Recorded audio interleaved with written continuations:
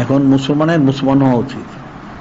সবাই জিকির ফিকির করো, ঠিক মতো করো। তোমরা আমাদের লোকেরে তোমরা করো না, বাইরের লোকে করবে কোত্থেকে? তে কেমনে হবে? ইমান খালেস ইমান আমরা কুদ্দুতি ফসলেও দেখবো। এখন আল্লাহ ভক্ত বলছে, কিন্তু মুসলমান তো বিশ্বাস করে না।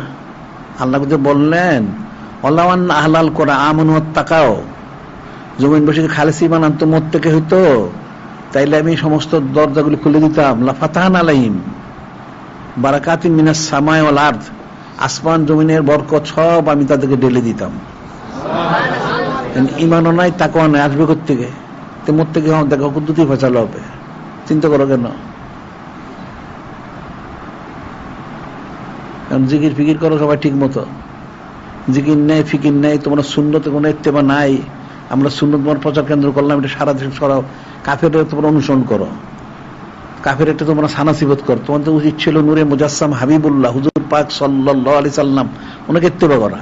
তো এই সুন্নত তোমরা কেন প্রচার করো না? কেন নিজেরা পালন করো না? এটা করা উচিত ছিল তোমাদের।